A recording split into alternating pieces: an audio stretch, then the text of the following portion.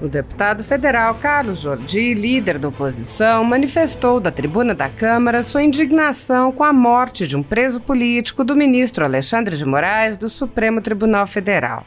Ele disse: "Nessa semana, todos nós ficamos indignados, chocados com a morte do Clériston, conhecido como Clezão, um pai de família que deixa esposa e 2 filhas e que foi sentenciado à morte.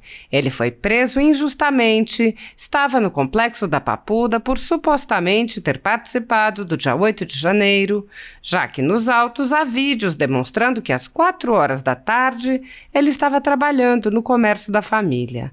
Ele foi preso não só injustamente, mas ilegalmente, porque é fruto desse inquérito ilegal que prende pessoas sem foro por prerrogativa de função. Ele foi preso, assim como muitos, no modo tarrafa. Jogaram a tarrafa e pegaram todos ali. Eles são sentenciados em lote, na forma copiar e colar. O Clériston nem sequer havia sido julgado. Ele estava numa prisão preventiva e com um pedido da defesa para que pudesse responder em liberdade provisória, que foi deferida pela Procuradoria-Geral da República. Mas o Alexandre de Moraes, numa crueldade pedagógica, sentou naquele despacho e não deu prosseguimento a isso para que ele pudesse padecer na prisão. E se há algum culpado por sua morte, é o STF, é Alexandre de Moraes. O deputado lembrou que no dia seguinte à morte de Clériston, o ministro Alexandre de Moraes foi condecorado, ao lado do ministro da pasta que tem em seu nome Direitos Humanos. Jordi disse: "É como se fosse uma celebração macabra, um culto à morte. O presidente Lula sequer se manifestou a respeito dessa morte, sequer se solidarizou com os familiares. Não tocou em uma palavra, não falou uma palavra a respeito desse fato grave da nossa democracia." Jordi rebateu o presidente do Supremo Tribunal Federal, que minimizou a morte do preso político enquanto sob a custódia do Estado, com um pedido de liberdade esquecido nas gavetas do relator. O deputado disse: "E o que me causa também mais indignação neste momento em que estamos vendo tantos abusos do judiciário, da Suprema Corte do nosso país, em que nós vemos um judiciário agindo ao arrepio da lei, invadindo competências, prendendo inocentes, tomando decisões teratológicas, com contorcionismos lógicos para poder prender inocentes, é quando nós vemos, por exemplo, um tweet de uma jornalista da Globo News, a Eliane Cantanhede, dizendo o seguinte: "Ministros do Supremo classificam como traição rasteira o voto do líder do governo do Senado, Jacques Wagner, contra eles, depois de toda a resistência ao golpe bolsonarista. O recado é: ou o Jacques Wagner sai, ou não tem mais papo do STF com o Planalto e o governo." Jordi se exaltou: "Excelências, isso aqui é tão sujo, é a demonstração de que o nosso jornalismo está na latrina, está na lata de lixo. Uma jornalista fala com a maior normalidade sobre um suposto conluio do STF com o Palácio do Planalto. Ela está dizendo que o STF está dando recados." O deputado expôs: "A chantagem está explícita e o jornalismo está dizendo que isso daí é a coisa mais normal do mundo." O deputado Carlos Jordi explicou que, embora o avanço da PEC na Câmara seja fundamental, é apenas um primeiro passo para que nós possamos resgatar a independência entre os poderes, para que possamos resgatar a moral do Congresso Nacional, que está lá no lixo. Ele lembrou: "A população pergunta: para quê 513 deputados e 81 senadores, se os ministros decidem tudo por vocês?" Carlos Jordi explicou: "Temos que avançar em outras pautas para darmos freios nesses que não tiveram voto e se julgam, acima de tudo, soberanos. Inclusive, o conceito de democracia relativa deles é o que dita hoje as regras do país. E não basta só isso. Temos também que avançar no impeachment de Alexandre de Moraes. Temos que parar aqui de covardia."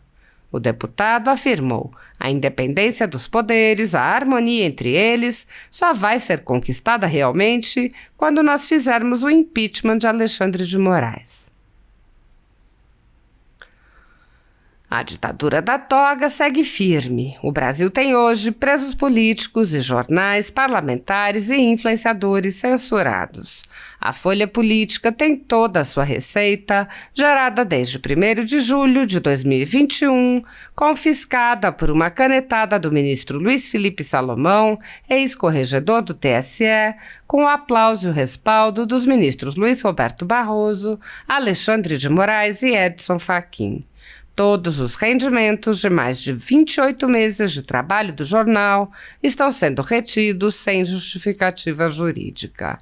Anteriormente, a Folha Política teve sua sede invadida e todos os seus equipamentos apreendidos a mando do ministro Alexandre de Moraes. Mesmo assim, a equipe continuou trabalhando como sempre, de domingo a domingo, dia ou noite, para trazer informação sobre os 3 poderes e romper a espiral do silêncio imposta pela velha imprensa, levando informação de qualidade para todos os cidadãos e defendendo os valores, as pessoas e os fatos excluídos pelo mainstream, como o conservadorismo e as propostas de cidadãos e políticos de direita.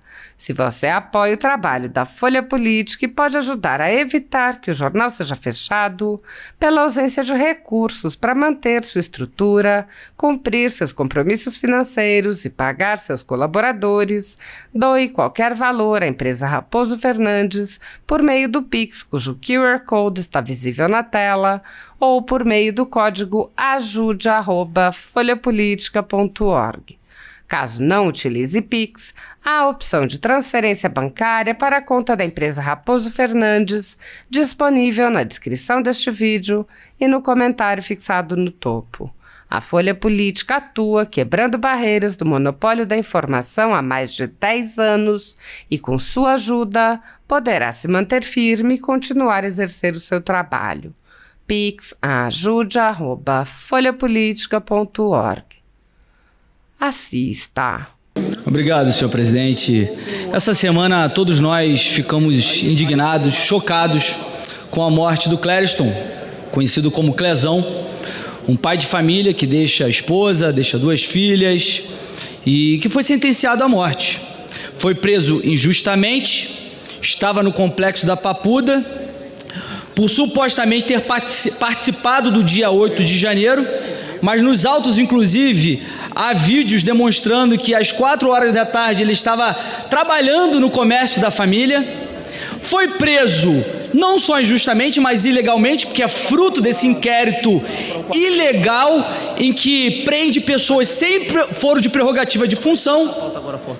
E foi preso, assim como muitos, no modo tarrafa. Jogam a tarrafa e pegaram todos ali, sentenciam todos em lotes, de uma forma de copia e cola. Mas o Clériston sequer tinha sido julgado. Ele estava numa prisão preventiva e com um pedido da defesa para que ele pudesse responder em liberdade provisória, e foi deferida pela PGR, mas Alexandre de Moraes, numa crueldade pedagógica, sentou naquele despacho e não deu prosseguimento para que ele pudesse ali padecer na prisão. E se há um culpado por sua morte, é o STF, é o Alexandre de Moraes.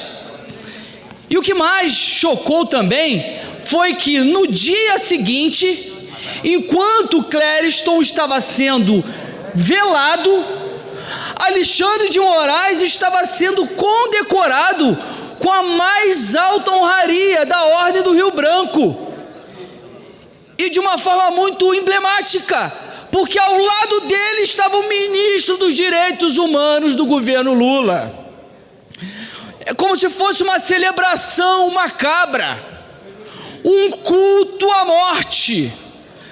O presidente Lula sequer se manifestou a respeito dessa morte, sequer se solidarizou com seus familiares, não tocou uma palavra, não falou uma palavra a respeito desse fato grave da nossa democracia. Mas quem foi que falou? Quem se manifestou a respeito da morte do Clezão foi o ministro Barroso. O presidente do STF se manifestou, finalmente, sobre a morte do Clezão.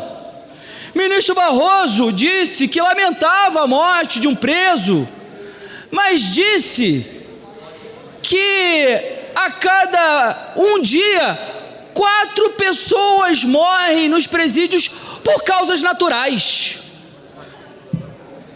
tirando totalmente a culpa do judiciário, dizendo que inclusive o judiciário não administra presídios.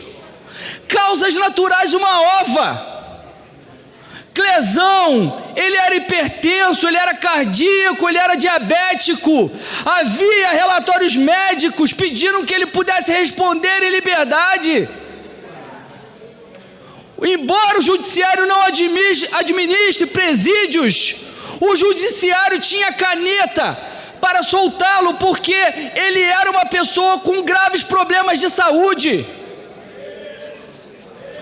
E aí o que me causa também mais indignação, nesse momento todo em que estamos vendo tantos abusos do judiciário, da Suprema Corte do nosso país, em que nós vemos um judiciário agindo ao arrepio da lei, invadindo competências, prendendo inocentes, fazendo decisões teratológicas, contorcionismos lógicos para poder prender inocentes. É quando nós vemos, por exemplo, um tweet de uma jornalista da Globo News, a Eliane Cantanhede, dizendo o seguinte: ministros do Supremo classificam como traição rasteira o voto do líder do governo no Senado, Jacques Wagner, contra eles, depois de toda a resistência ao golpe bolsonarista. O recado é: ou Jacques Wagner sai, ou não tem mais papo do STF com o Planalto e o governo. Gente, isso aqui é tão sujo, isso aqui é uma demonstração de que o nosso jornalismo está na latrina, está na lata de lixo. Uma jornalista falando com a maior normalidade sobre um suposto conluio do STF com o Palácio do Planalto. Ela está dizendo que o STF está dando recados, porque o líder do governo no Senado votou favorável à PEC 8, que limita as decisões monocráticas por parte dos ministros do Supremo. Uma PEC que vem para reequilibrar os poderes, uma PEC que impede que ministros possam revogar, cassar decisões tomadas pelo Congresso Nacional, que é o verdadeiro representante do povo para legislar sobre determinados assuntos, que não possam mais ser feitas de forma monocrática, ou seja, por um ministro apenas, e sim a partir de decisão de todo o colegiado. E ela está dizendo que os ministros estão mandando recado de que, olha, não gostamos disso, e se vocês não derrubarem o líder do governo no Senado, não terá mais conversa conosco. A chantagem está explícita e o jornalismo está dizendo que isso daí é a coisa mais normal do mundo. Não basta agora avançarmos com essa PEC, que é de suma importância, é o primeiro passo para que possamos resgatar a independência entre os poderes, resgatar a moral do Congresso Nacional, que está lá no lixo. A população pergunta: para quê 513 deputados e 81 senadores, se os ministros eles decidem tudo por vocês? Não basta que aprovemos essa PEC 8 aqui, mas temos que avançar em outras pautas também, outras pautas para dar uns freios nesses que não tiveram voto e se julgam acima de todos, soberanos, e que inclusive o conceito de democracia relativa deles é o que dita hoje as regras do país. E não basta só isso, temos também que avançar no impeachment de Alexandre de Moraes.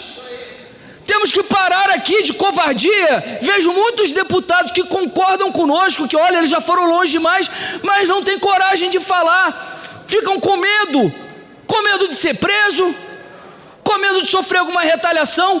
Esse medo que vocês têm é porque o nosso sistema de freios e contrapesos está totalmente obsoleto e precisa ser reformulado. É por isso que agora todos devemos tanto avançar a pedir a aprovação da PEC 8 para limitar as decisões monocráticas por parte do STF, avançar contra as pautas para reequilibrar os poderes, mas a independência dos poderes, a harmonia, só vai ser conquistada realmente quando nós fizermos o impeachment de Alexandre de Moraes. Obrigado.